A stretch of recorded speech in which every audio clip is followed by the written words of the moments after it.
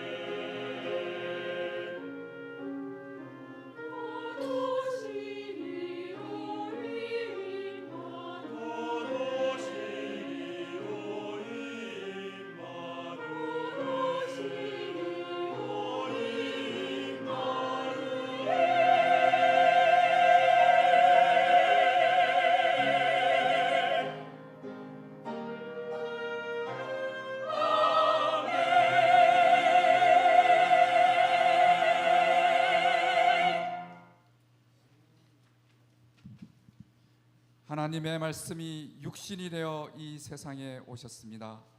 모두가 잠든 어느 고요한 밤 초라한 마국간 구유에서 왕이 나셨습니다. 가장 높으신 하늘의 왕께서 가장 낮은 곳에서 그렇게 겸손의 모습으로 오셨습니다. 그분은 이 세상의 빛이시며 평화의 왕이십니다.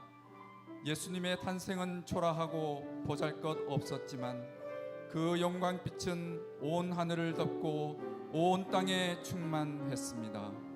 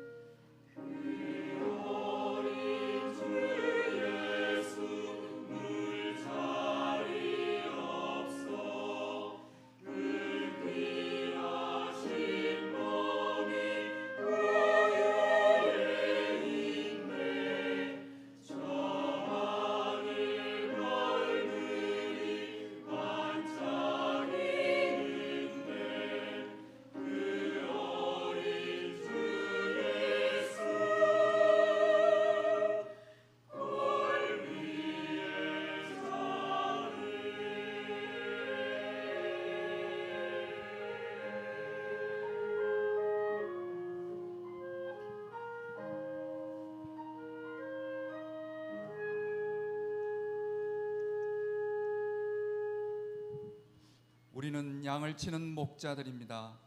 어두운 밤일수록 밤하늘의 별들이 더욱 아름답게 비치죠. 그런데 하늘에서 아주 밝은 빛이 비치더니 큰 소리가 들렸습니다. 무서워하지 말라. 너희가 가서 강보에 쌓여 구유에 뉘어 있는 아기를 보리니 이것이 너희에게 표적이니라. 천사의 말처럼 그곳엔 아기 예수님께서 계셨습니다. 예수님은 우리의 기쁨과 소망이 되십니다.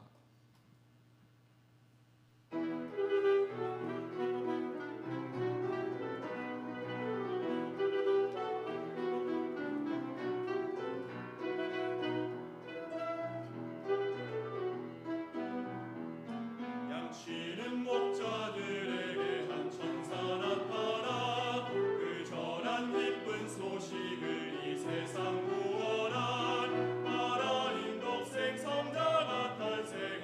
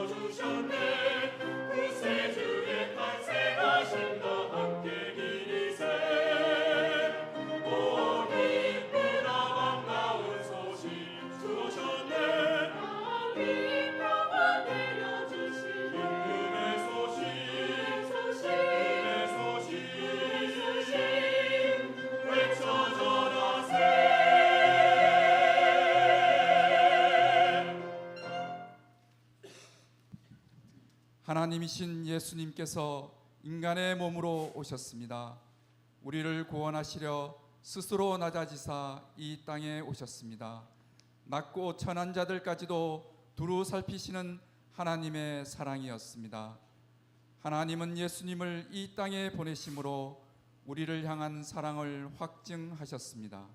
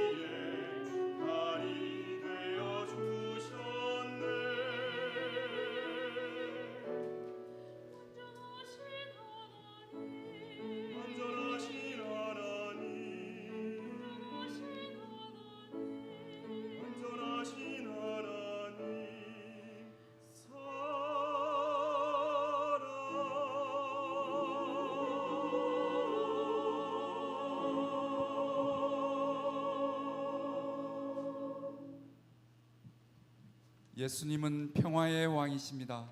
그분으로 인하여 우리는 죄를 사함받고 참 평안을 누립니다.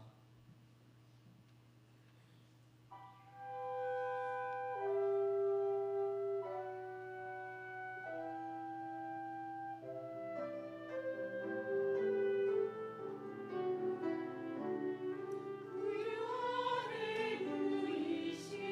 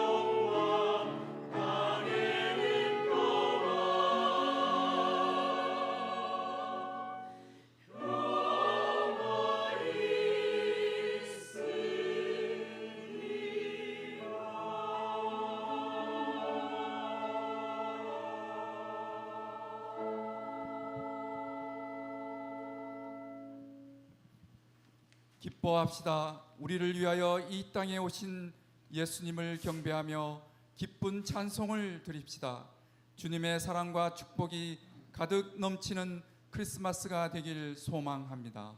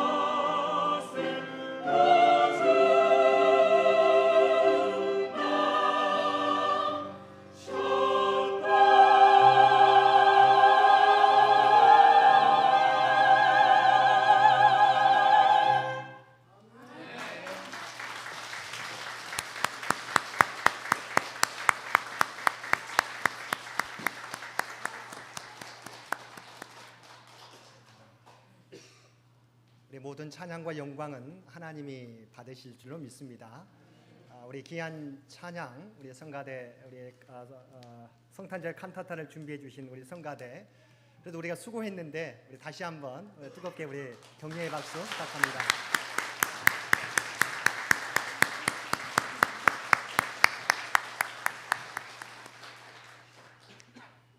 우리 성탄절 이 아침에 주님의 은혜에 감사하면서 성탄절 예배에 참여한 우리 모든 성도님들 가운데 하나님의 놀라운 은혜가 충만히 임하시게 되기를 주님의 이름으로 간절히 축원드립니다. 우리 광고 시간에 잠시 인사 우리 나눴지만 다시 한번 우리 성탄의 기쁨을 우리 서로에게 한번 나누는 시간 가졌습니다. 다시 한번 우리 메리 크리스마스 함께 옆 사람과 인사 나누시겠습니다. 메리 크리스마스. 성탄의 기쁨이 언제나 함께 하시기를 기원드립니다. 네. 우리가 매주일이 성탄절처럼 우리가 찬양과 감사가 넘치는 주일이 되었으면 얼마나 좋겠습니까? 근데 우리의 믿음이 연약하여서 하나님의 은혜를 잊어버리며 살아갈 때가 많이 있습니다. 이 성탄의 기쁨이 매 주일마다 또한 매일마다 매 순간마다 계속되시는 삶을 살아가는 저와 여러분들 되시기를 바랍니다. 성탄은 하나님의 약속이 성취된 구원의 사건입니다. 그리고 우리를 죄에서 구원하시기 위하여 독생자 예수 그리스도를 이 세상에 보내신 하나님의 위대한 사랑의 사건입니다. 그리고 하나님의 아들로서 하늘 보좌에 앉아 계셔야 할 주님께서 인간의 모습으로 낮아지신 겸손의 사건입니다. 이러한 성탄의 의미들을 우리가 함께 읽은 우리 본문의 말씀을 통해서 다시 한번 우리가 그 의미들을 살펴보도록 하겠습니다. 먼저 성탄은 하나님의 약속이 성취된 사건이라고 말들을 이야기하게 됩니다. 본문 1절에서 3절까지 말씀에 보게 되면 요셉과 마리아가 베들레헴에 가게 된 역사적 배경에 대해서 우리에게 설명해 주고 있습니다. 가이사 아우구스도는 전국의 인구조사를 명령하였습니다. 그 명령에 따라서 갈릴리 나사렛에 살고 있었던 요셉과 마리아가 호적하러 고향인 나사렛을 향하게 되었습니다. 우리가 잘 알고 있는 가이사 아우구스도는 줄리아 시저의 양자로 줄리아스 시저가 브루투스에 의해 죽자 혼란한 로마를 다시 일으켜 세운 장본인이었습니다. 그의 원래 이름은 옥타비아누스. 그가 황제가 되면서 가이사 아구스토라고 하는 칭호를 받게 되었습니다. 그가 황제로 있는 41년 동안은 소위 팍스 로마나라고 불리는 로마의 평화를 만끽한 시대였습니다. 본문의 호적조사는 그 왕권을 더욱더 강화시키기 위해서 세금 징수의 목적을 가진 인구조사였습니다. 따라서 요셉과 마리아가 고향으로 호적하러 가는 것은 당시 황제의 명령에 순종하기 위해서였습니다. 그런데 그 이면에는 가이사 아구스토가 하나님의 약속을 이루기 위한 도구로 사용되고 있다는 것입니다. 미가서 5장 2절 말씀을 보게 되면 베들레헴 에브라다야 너는 유다족 속 중에 적을지라도 이스라엘을 다스릴 자가 내게서 내게로 나올 것이라 그의 군보는 상고의 영혼에 있느니라고 우리에게 말씀해 주고 있습니다. 이 에브라다는 바로 베들레헴의 옛 이름을 의미합니다. 베들레헴은 바로 우리가 알고 있듯이 메시아가 태어날 곳이라고 미가 선지자가 예언한 곳입니다. 그런데 본문 4절과 5절 말씀 다시 한번 보시길 바랍니다. 요셉도 다윗의 집 족속이므로 갈릴리 나사렛 동네에서 유대를 향하여 베들레헴이라 하는 다윗의 동네로 그 약혼한 마리아와 함께 호적하러 올라가니 마리아가 이미 잉태하였더라. 갈릴리 나사렛 동네에 살던 이 요셉과 마리아가 이 황제의 명령이 없었으면 굳이 잉태한 상태에서 베들레헴을 향해서 나아갈 필요가 없었다고 하는 것입니다. 그런데 하나님께서 약속해 주신 예언해 주신 그 예언을 이루시기 위해서 가이사 아구스토로 하여금 호적 명령을 내려서 요셉과 마리아가 베들레헴에 가도록 인도해 주신 것입니다. 우리가 보기에는 세상 권력이 우리를 통제하는 것처럼 느껴지지만 하나님께서는 로마의 황제까지도 하나님의 뜻을 이루는데 그 사용하는 도구로 사용하시고 계시다는 것입니다. 사랑하는 성도 여러분, 예수 그리스도의 나심은 구약 성경에 예언된 하나님의 약속의 성취 사건입니다. 그 약속을 이루시기 위해서 당시 최강대국인 로마의 황제까지도 주님의 도구로 사용하셨던 것입니다. 하나님께서 우리에게 대한 약속을 하나도 변개치 않으시는 분이십니다. 지금도 하나님께서는 우리에게 약속해 주신 66권의 말씀을 우리의 삶을 통해 성취해 가고 있습니다. 저와 여러분의 삶이 외롭고 때로는 문제투성이라고 느껴지지만 하나님은 영원토록 우리와 함께 하시겠다고 약속해 주셨고 그 약속을 매 순간마다 우리가 모르는 사이에도 이루어 가신다는 것입니다. 성탄은 하나님께서 예언해 주신 그 약속을 성취하기 위하여 로마의 황제까지도 사용한 구원의 사건이라고 하는 것입니다. 오늘도 하나님의 약속이 우리의 삶 가운데 이루어지시는 것을 믿으시고 때로는 우리 앞이 가로막힌다 할지라도 낙심하지 마시게 되기를 바랍니다. 하나님은 절대로 우리에 대한 약속을 변개치 않으시는 분이십니다. 오늘도 이 약속을 이루어 가신다는 사실을 기억하시고 주의 말씀을 통하여서 믿음 가운데 승리하며 살아가시는 우리 모든 성도님들 되시기를 바랍니다. 두 번째, 예수 그리스도의 나심은 온 백성에게 미칠 큰 기쁨의 좋은 소식이라고 우리에게 말씀해 주고 있습니다. 누가복음 2장 10절 말씀에 보면 천사가 이르되 무서워하지 말라. 보라, 내가 온 백성에게 미칠 큰 기쁨의 좋은 소식을 너희에게 전하노라. 주님의 오심은 온 인류에게 큰 기쁨의 좋은 소식이라는 것입니다. 왜 그렇습니까? 예수님의 이름이 그 의미를 우리에게 전해주고 있습니다. 마태복음 1장 21절과 23절 말씀에 보게 되면 예수님의 이름의 의미가 나와 있습니다. 먼저 21절 말씀에 보게 되면 아들을 낳으리니 이름을 예수로 하라. 이는 그가 자기 백성을 그들의 죄에서 구원할 자이심이라. 이 땅에서 예수님께서 오신 이유가 뭘까요? 하나님의 높은 보좌, 하늘의 높은 보좌를 버리시고 이 땅에 오신 이유가 뭘까요? 우리를 죄에서 구원하시기 위해서라고 하는 것입니다. 이사야서 53장 5절과 6절 말씀에 보게 되면 우리에게 오실 예수님이 어떠한 삶을 사실 것인지 우리에게 예언해 주고 있습니다. 그가 찔림은 우리의 허물 때문이요 그가 상함은 우리의 죄악 때문이라. 그가 징계를 받음으로 우리가 평화를 누리고 그가 채찍에 맞음으로 우리는 나음을 받았도다. 우리는 다 양 같아서 그릇 행하여 각기 제 길로 갔거늘 여호와께서는 우리 모두의 죄악을 그에게 담당시키셨도다. 우리에게 오신 예수님은 하나님의 아들이시지만 높임을 받기 위해서 오신 것이 아니라 우리를 죄에서 구원하기 위해서, 우리의 죄의 값을 십자가에서 감당하기 위해서 이 땅에 오셨습니다. 그러므로 예수님의 탄생은 그리스도의 십자가 죽음과 연관되어 연결되어 있습니다. 예수님께서는 우리를 구원하시기 위하여 이 땅에 태어나셨고 십자가를 향하여 한 걸음 한 걸음 나아가시는 구속의 사역을 감당하며 사셨다는 것입니다. 그래서 예수님의 오심은 우리에게 큰 기쁨의 소식입니다. 두 번째로 예수님의 나심이 우리에게 큰 기쁨의 소식이 되는 이유는 우리와 영원토록 함께 해주시기 위해서 오셨기 때문입니다. 우리가 지난번에도 살펴보았던 것처럼 마태복음 1장 23절 말씀에 보게 되면 보라, 처녀가 잉태하여 아들을 낳을 것이요 그의 이름은 임마누엘이라 하리라 하셨으니 이를 번역한즉 하나님이 우리와 함께 계시다 함이라. 예수님의 또 다른 이름은 임마누엘입니다.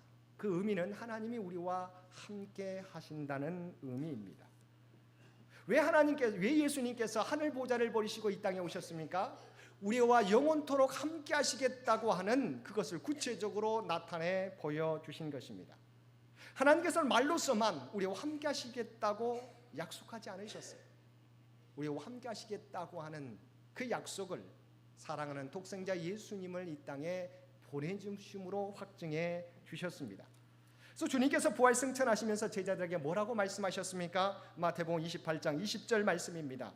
볼지어다 내가 세상 끝날까지 너희와 항상 함께 있으리라. 아멘. 사랑하는 성도 여러분, 우리가 사랑하는 부모님을 먼저 떠나보내신 분도 있지만 함께 아직 모시고 살아가는 분들이 있습니다. 부모님이, 사랑하는 부모님이 우리와 함께 계셔서 우리를 위해서 기도해 주시는 것, 우리를 위해서 사랑의 손길을 베풀어 주시는 것, 그 은혜가 얼마나 크신 놀라운 은혜인지요, 얼마나 감사한 일입니까? 우리 부모님이 살아계셔서 지금까지 그 사랑을 베풀어 주신다고 하는 거 얼마나 놀라운 은혜입니까? 그런데 세상의 주관자 되신 하나님께서 우리와 함께 하시기 위해서 인간의 몸으로 이 땅에 오셨다는 것입니다. 육신의 어머니가, 육신의 부모님이 우리와 함께 계시는 것도 큰 기쁨인데 우리의 영원하신 하나님께서 우리와 함께 하시기 위해서 인간의 몸으로 이 땅에 오셨다는 것입니다. 우리와 함께 하시는 임마누엘의 은혜는 2000년 전만이 아니라 오늘도, 아니 영원까지 우리에게 계속될 것입니다. 스코틀랜드 출신의 존 패튼 선교사의 일화입니다.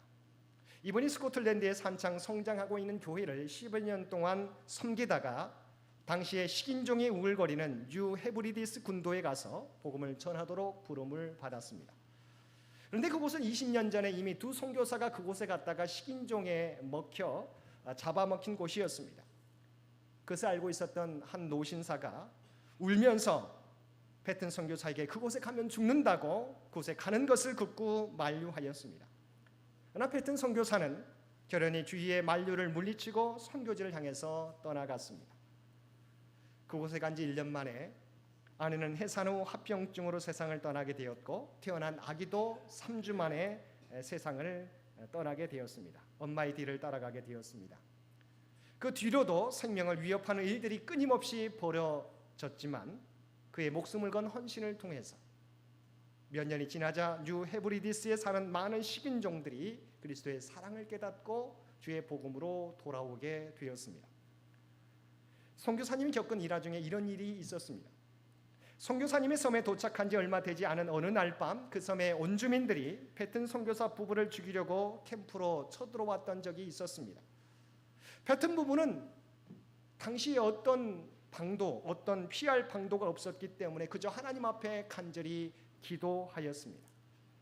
그런데 한참 기도하는데 갑자기 주위가 조용해지더라는 것입니다.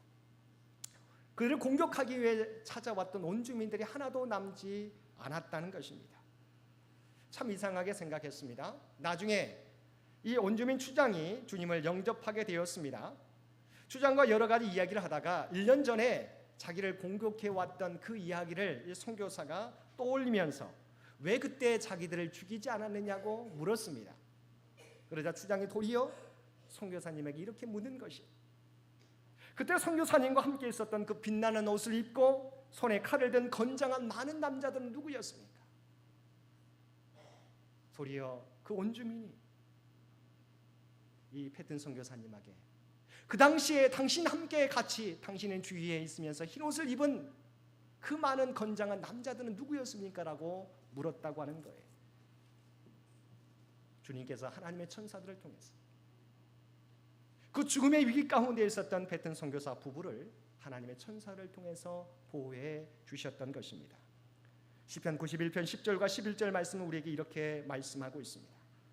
화가 내게 미치지 못하며 재앙이 내 장막에 가까이 오지 못하리니 그가 너를 위하여 그의 천사들을 명령하사 내 모든 길에서 너를 지키게 하심이라.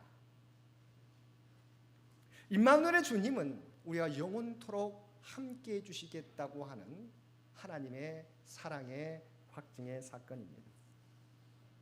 이처럼 예수님께서 하나님의 약속을 성취하기 위해서 그리고 우리를 죄에서 구원하시고 영원토록 함께하시기 위해서 이 땅에 인간의 몸으로 오신 것입니다. 그리고 세 번째로는 이러한 놀라운 일을 이루시기 위해서 예수님께서는 가장 낮은 자의 모습으로 우리에게 오셨다는 것입니다. 6절과 7절 말씀입니다. 거기 있을 그때 해산할 날이 차서 첫 아들을 낳아 강보로 싸서 구유에 누였으니 이는 요 안에 있을 곳이 없음이러라. 주님이 우리에게 오실 당시의 상황을 정확하게 그리고 있습니다. 본문은 마리아가 해산할 날이 찼을 때라고 말씀하고 있습니다. 먼저 여러분 나사렛에서의 마리아의 모습을 여러분 상상해 보시기 바랍니다. 우리가 어제도 살펴보았던 것처럼 마리아는 처녀의 몸으로 잉태하여 점점 더 몸이 불어나고 있었습니다. 해산할 날이 점점 더 가까이 오고 있었습니다. 그렇게 되면 만약 그곳에 남아 있었으면 어떻게 됩니까?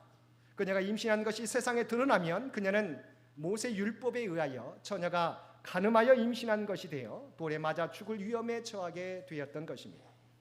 하나님께서는 그런 상황을 아시고 가이사 아구스토를 통하여 고향 베들레헴으로 호적하러 보내셨던 것입니다. 그런데 베들레헴에 도착해서도 상황이 바뀌어지지 않았습니다. 그녀가 머물 곳이 없었던 것입니다. 그래서 본문에 보면 강보에 쌓여 구유에 누였다고 말씀하고 있습니다. 머물 여관도 남아있지 않아서 우리 주님께서 머무신 곳은 태어나서 머무신 곳은 더러운 마국간에서 태어나 그곳에 그 구유에 누이셨다는 것입니다. 하나님의 아들이신 예수님께서 우리를 구원하기 위해서 이 땅에 오셨는데 세상에 누울 곳이 없어서 그것이 주님께서 누우신 곳이 구유였다는 거예요. 예수님께서는 모든 사람보다 낮은 자리에서 그 생을 시작하셨습니다. 예수님의 인생의 목적이 무엇인지 하나님의 아들이시지만 우리를 섬기시기 위해서 이 땅에 오셨다는 사실을 상징적으로 보여주신 것입니다. 그렇다면 이 사건을 통해서 우리에게 무엇을 말씀해 주시고 있습니까? 우리가 하나님의 자녀가 된다고 하는 것, 우리가 그리스도를 믿고 구원받는다고 하는 것은 주께서 보여주신 그 삶을 우리가 살아가야 된다는 것입니다. 다시 말하면 주님처럼 섬기는 삶을 살아가라고 하는 것입니다. 원래 예수님은 하나님의 아들로서 하늘 보좌에 앉으셨습니다. 나실 곳이 없어서 말 구유에 나실 분이 아니셨습니다. 그런데 주님께서 그 부요, 모든 부요를 버리시고 이 땅에 가장 낮은 자리에 오신 것은 무엇 때문일까요? 우리를 부요케 하시기 위함이라고 성경은 말씀해 주고 있습니다. 고린도후서 8장 9절은 우리에게 이렇게 말씀하고 있습니다. 부요하신 이로써 너희를 위하여 가난하게 되심은 그의 가난함으로 말미암아 너희를 부요하게 하려 하심이라. 예수님의 본래의 영광을 포기하지 않으셨다면 우리는 여전히 죄악 가운데 비참한 처지 가운데 놓여 있었을 것입니다. 주께서 구유에 오신 것은 우리를 하나님의 자녀가 되게 하셔서 하나님의 구원의 보좌로 앉히시기 위해서 낮은 자리에 오신 것입니다. 하나님의 아들이 사람의 아들이 되신 것은 사람의 아들들인 우리로 하여금 하나님의 거룩한 자녀가 되는 권세를 주시기 위해서입니다. 그렇다면 성탄의 기쁨을 누리고 있는 우리가 앞으로 어떻게 살아가야겠습니까? 하나님의 영광을, 하늘의 영광을 포기하고 낮고 천한 구유에 누이신 예수님을 우리가 본받아 살아야 할 것입니다. 주님께서 우리를 구원하시기 위해서 자신을 희생제물로 내어주신 것처럼 주님의 사랑을 깨달은 우리도 섬김의 삶, 헌신의 삶을 살아가야 하는 것입니다. 서울 마포구 합정동에 가면 아마 그곳을 방문하신 분들이 많이 계실 것입니다. 어돈이 땅을 밝혔던 선교사들의 묘지, 양화진 선교사 묘지가 나옵니다. 그 묘지 가운데 처녀의 몸으로 이 땅에 와서 한국어를 배우면서 선교를 준비를 하던 중에 8개월 만에 급성 맹장염으로 세상을 떠난 루비 캔드릭 선교사의 묘지가 있는데 그녀의 묘지 비석에는 그녀를 후원하는 교회 청년에 보냈던 그녀의 편지글이 있습니다. 그가 뭐라고 고백했냐면, 만일 내게 줄 수 있는 1000개의 생명이 있다면 나는 그 모든 생명을 이 조선, 우리 한국을 위하여 바치겠다고 그녀는 고백했던 것입니다. 그가 고국의 부모님에게 보낸 편지에는 이렇게 적고 있습니다. 아버지, 어머니, 이곳 조선 땅은 참으로 아름다운 곳입니다. 모두들 하나님을 닮은 사람들 같습니다.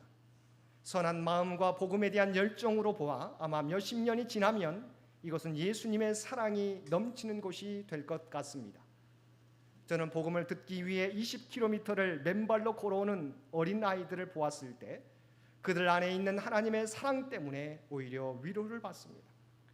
그러나 한편으로는 탄압이 점점 심해지고 있습니다. 그저께는 예수님을 영접한 지 일주일도 안 된 서너 명이 끌려가 순교했고 토마스 선교사와 제임스 선교사도 순교했습니다. 선교본부에서는 철수하라는 지시가 있었지만 대부분의 선교사들은 그들이 전도한 조선인들과 아직도 숨어서 예배를 드리고 있습니다. 그들은 모두가 순교할 작정인가 봅니다.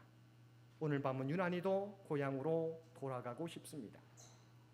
부두에서 저를 끝까지 말리셨던 어머니의 얼굴이 자꾸 제 눈앞에 어른거립니다. 아버지, 어머니, 어쩌면 이 편지가 마지막일 수도 있습니다. 제가 이곳에 오기 전 뒤뜰에 심었던 한 알의 씨앗이 이제 내년이면 꽃이 피어 온 동네가 꽃으로 가득하겠지요. 그리고 또 다른 씨앗을 만들어 조선 땅에 많은 꽃들이 피고 그들도 여러 나라에서 씨앗이 될 것입니다. 저는 이 땅에 저희 심장을 묻겠습니다. 바로 이것은 제가 조선을 향해 가지는 열정이 아니라 하나님께서 조선을 향해 가지신 열정이라는 것을 알게 되었습니다. 아버지, 어머니 사랑합니다. 이것이 하나님의 사랑을 경험한 한 여선교사의 믿음의 고백이었습니다. 주님께서 이 땅에 오셔서 행하신 섬김과 헌신을 통해서 많은 사람이 생명을 얻게 되었습니다. 그렇게 생명을 얻은 그리스도인들이 자신의 삶의 자리에서 헌신할 때 또한 많은 사람들이 죽음에서 생명으로 변화되는 구원의 역사가 일어났습니다. 사랑하는 성도 여러분, 성탄은 우리를 구원하시기 위하여 하늘 보좌를 버리시고 인간의 모습으로 낮아지신 주님의 사랑을 의미합니다. 이 사랑을 접한 사람들은 또한 그 사랑의 삶을 살게 되어 있습니다.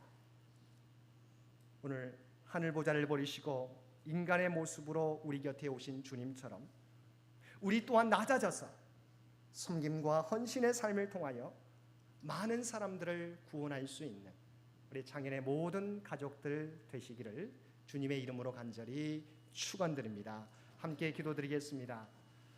사랑하는 가 충만하신 아버지 하나님,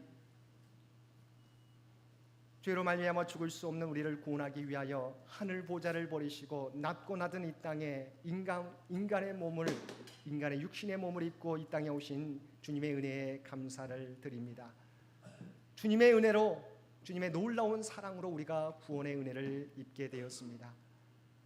주께서 이 땅에 오신 2000년 전에 그 놀라운 은혜를 감사하며 예배드리는 저희들, 이제는 주님처럼 우리 또한 섬김의 삶을, 사랑의 삶을 살아갈 수 있도록 주여 도와주시옵소서. 주의 사랑을 간직한 것으로 머물러 있는 저희가 되지 않게 도와주시고, 이제는 주님처럼 우비 캔드릭 선교사처럼 우리에게 받은 은혜 세상 가운데 널리 전하며 섬기며 살아가는 우리 모두가 되게 하여 주옵소서. 이 모든 말씀 우리를 구원하여 주신 예수님의 이름으로 간절히 기도드리옵나이다. 아멘.